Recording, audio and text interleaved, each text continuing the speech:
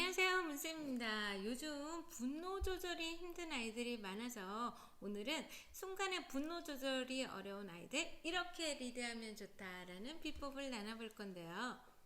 어느 날 자녀가 갑자기 헐크처럼 돌변했다. 보통 이럴 때 어떤 생각이 드시나요? 얘가 미쳤나 돌았나 성격상에 문제가 있나 이렇게 부정적인 시각으로 보시면 안 좋고요. 우리 애가 감정 조절 능력이 부족하구나 라는 사인으로 이해하시면 좋습니다. 그리고 아이가 이런 사인을 보낼 때 부모는 어떻게 하면 분노를 잘 표출하고 다스리는지 그 비법을 알려주시면 좋은데요. 혹시 그거 아세요? 제가 상담 현장에 오래 있어 보니까 부부만 궁합이 있는 게 아니더라고요. 부모와 자녀 사이에도 있고 형제, 자매, 남매 사이에도 있고 학생과 교사 사이에도 있고 친구 사이에도 궁합이 있어요. 그리고 심지어는 스마트폰과 성격이 잘 맞는 아이 그리고 잘 맞지 않는 아이가 있습니다. 잘 맞지 않는 아이는 스마트폰과 상극의 성격 유형이라고 할 수 있는데요. 그 성격 유형 어떤 건지 궁금하시죠? 제가 5가지로 소개해 드리겠습니다.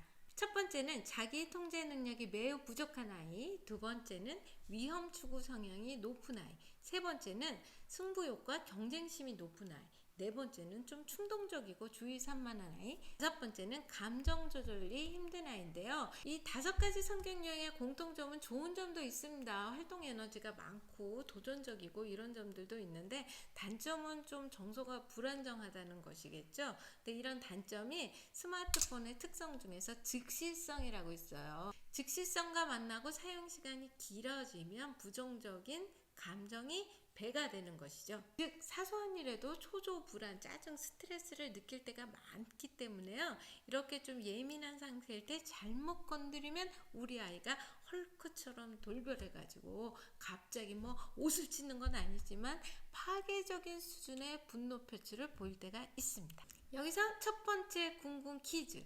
분노 표출이 과연 나쁘기만 한 걸까요? 어떤 부모님들은 아이가 화를 내면 안 좋다고 좀 가르치시는 부모님들도 있는데요. 아닙니다. 그러시면 절대로 안 돼요. 왜냐하면요, 분노가 치밀 때는 화를 내야만 정신 건강에 좋거든요. 오히려 누가 봐도 화를 낼 상황인데 근데 화를 내지 않는다. 그럼 그게 문제적 상황일 수도 있습니다. 착한 아이 컴플렉스일 수도 있고요. 뭔가 감정 표현에 지금 불편함이 있을 수도 있고 자신감이 부족할 수도 있어요. 누가 봐도 화를 낼 상황이면 화를 내는 게 좋습니다.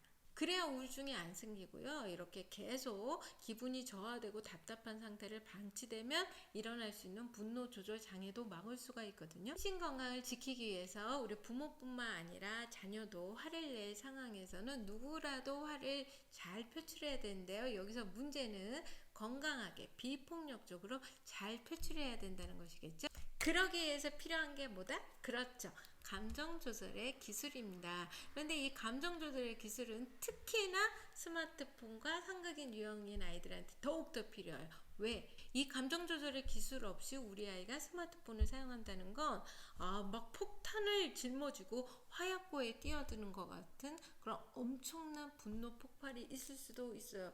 어느 정도냐면요. 자, 지금부터 얘기하는 이 사례 드라마 속 막장 스토리인지 실화인지 알아맞혀 보세요.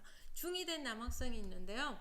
밤늦게 새벽까지 스마트폰으로 게임하다가 학교 지각 결석은 물론이고요. 어느 날은 그냥 현질을 해서 엄청난 요금이 나왔습니다. 이럴 때 부모님이라면 당연히 스마트폰을 이제 포납하거나 못하게 하거나 이런 좀 방법들을 쓰시겠죠. 그러면 이제 아이가 오히려 좀 뉘우쳐야 되는데 왜 네가 뭔데 내 핸드폰을 뺐냐 이러면서 막 안 뺏기려고 덤벼들고 싸우다가 이렇게 격렬한 좀 몸싸움이 벌어지기도 하고요.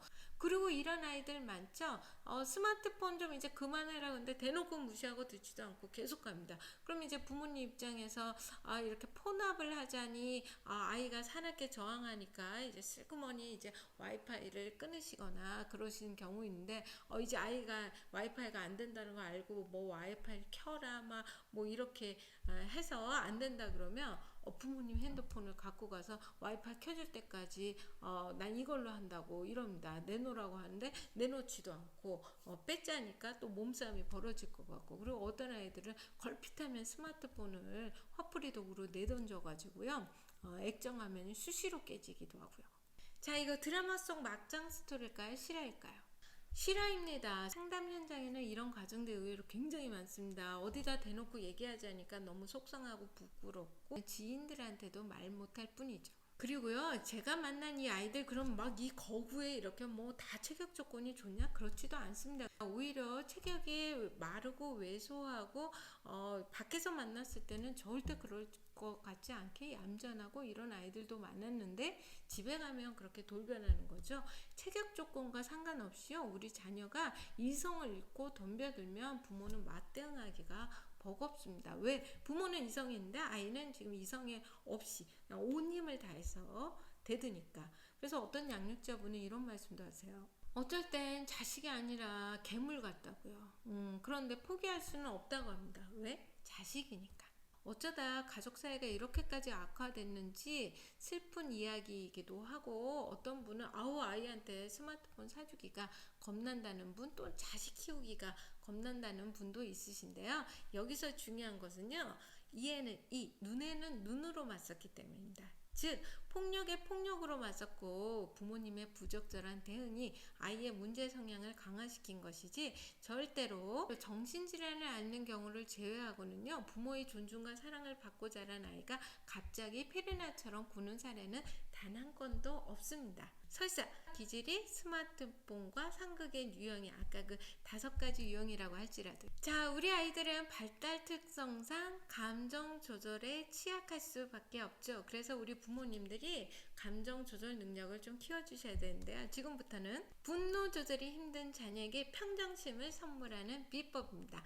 첫 번째는요, 부모가 해결해 주는 것이 능사가 아닙니다. 즉, 모든 문제를 양육자가 해결할 수는 없어요. 우리 아이가 판단하건대 분노 상실의 단계고 가족 갈등이 심화된 단계라서 이거는 우리 가족 안에서 해결할 수 없는 문제일 때는 관련 기관이나 전문가에게 도움을 요청하는 게 빠른 해결이고요. 그 나머지 우리 아이가 그냥 좀 분노 조절이 좀 어려운데 어떻게 부모로서 도와주는 비법 뭐가 있을까? 지금부터는 그 분노를 잘 다스리는 방법들을 소개합니다. 첫 번째는요, 10초의 법칙입니다.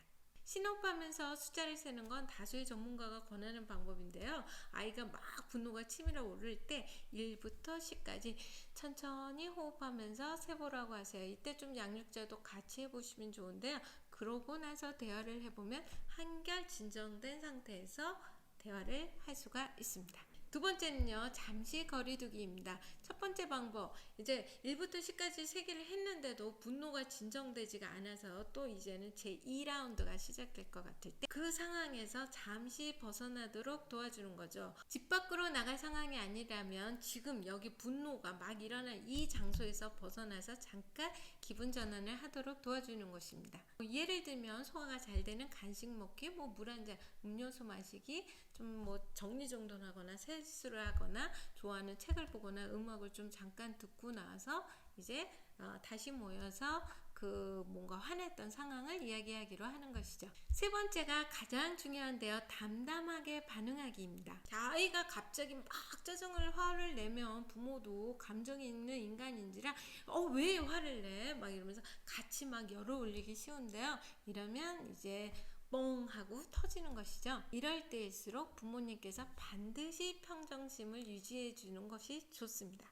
그런데 그냥 있는 게 아니고요, 차분하고 낮은 목소리로 네가 진정하고 말할 수 있을 때까지 기다릴게 라는 메시지를 주시고 그 다음부터는 침묵으로 기다려 주시는 거죠. 이때 좀 걱정 어린 눈빛으로 계속 좀 지켜봐 주시는 건 괜찮습니다.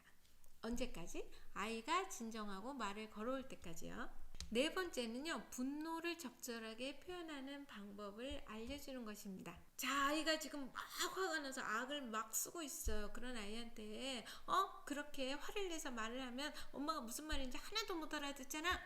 또는 막 씩씩거리고 있는데 말은 안 해요. 그러면 그렇게 속으로 삭이면 병돼. 말을 해야 엄마가 알지. 이렇게 다그치는 건 모두 다 효과가 없습니다. 자녀의 감정이 안정적이고 좋을 때 이 분노를 어떻게 표현하면 좋은지 평상시에 훈련을 하는 거죠.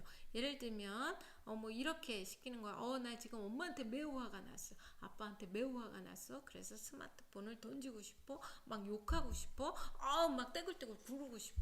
이런 식으로 행동을 말로 표현하게 훈련시켜 놓는 것이죠. 그런데 가끔 연습할 때는 적정 수위를 잘 지키던 아이가 실제 상황에서는 나 다 죽여버릴 거야. 칼로 찔러서 막 찌르고 싶어.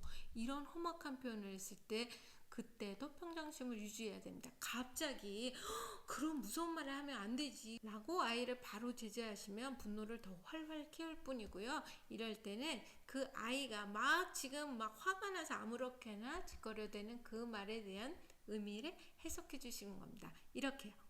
다 죽여버리고 싶을 만큼, 다 찔러버리고 싶을 만큼 지금 네가 화가 많이 났구나. 네, 이렇게 감정을 읽어만 주셔도 아이가 내가 한 말을 다시 객관적으로 인식하면서 좀 거친 표현을 순화해서 쓸 수가 있어요. 분노가 습관화된 아이들은요, 이 분노와 공격적이고 난폭한 행동을 동일시하는 경향이 있어요. 그래서 반드시 알려주셔야 됩니다. 분노는 감정일 뿐 효과적으로 표현하는 방법은 따로 있다는 거, 그 구별을 알려주시기만 해도 아이의 폭언과 폭력이 많이 줄어들 수가 있어요. 마지막으로 제안할 것은 운동으로 발산하기인데요. 분노의 감정이 지속될 때 운동 수준의 산책이나 평소 즐기는 운동을 꾸준히 할 수 있도록 도와주시면 굉장히 좋습니다. 운동은 분노 에너지를 건강하게 발산시켜서 감정 조절 능력을 향상시켜주는 효과가 있거든요. 그런데 운동을 시키고 싶은데 우리 아이가 거부한다? 그럴 때는 제가 비법 1에서 알려드린 선택 A와 B의 기술을 좀 활용하시면 좋고요. 이 밖에도 더 많은 정보를 알고 싶다 하시는 분들은요.